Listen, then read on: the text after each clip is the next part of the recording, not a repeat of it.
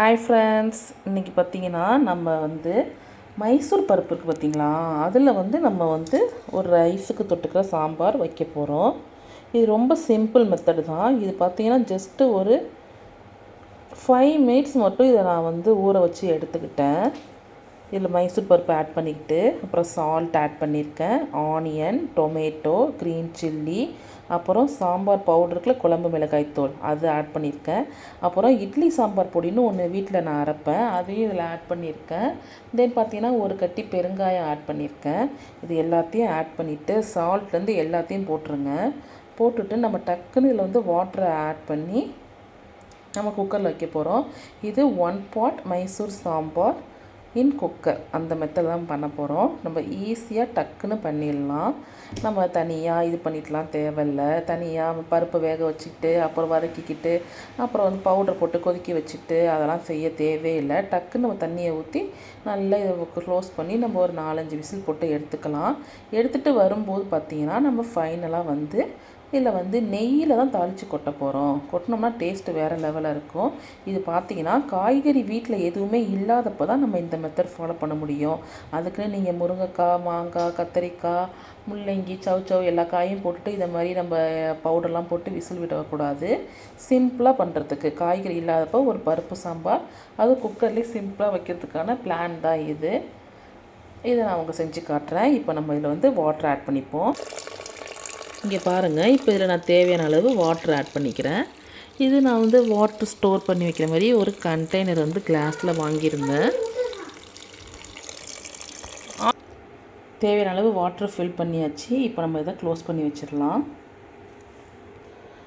ஒரு 5 விசில் போட்டு எடுத்துருவோம். இப்போ பாருங்கள், நான் இது இண்டக்ஷனில் தான் வைக்கிறேன். நமக்கு ஒரு 5 விசில் வந்துடட்டும். நீங்கள் நார்மல் உங்கள் கேஸ் ஸ்டவ்லேயே வச்சுக்கலாம். இப்போ குக்கரில் விசில் வந்துட்டோம். நம்ம பார்த்திங்கன்னா இதில் நம்ம தாளித்து கொட்டிக்கலாம். இது ஹோம்மேடு கீ, நான் அதை தான் யூஸ் பண்ணியிருக்கேன். வெண்ணெய் வாங்கி வீட்டில் உருக்குனது. இது இதில் ஆயிலெலாம் மிக்ஸ் பண்ணாதீங்க, வெறும் நெய் மட்டும்தான். இப்போ இது நெய் நல்லா மெல்ட் ஆகட்டும். இதில் நம்ம தாளிப்புக்கு தேவையான பொருட்கள்லாம் ஆட் பண்ணிடலாம். இப்போ இதில் பார்த்திங்கன்னா நம்ம கடுகு ஆட் பண்ணிவிடுவோம்.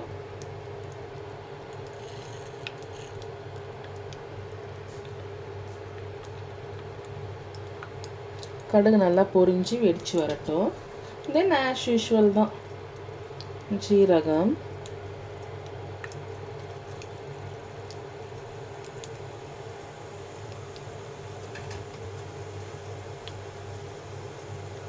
ரெண்டு கொஞ்சோண்டு வெந்தயம்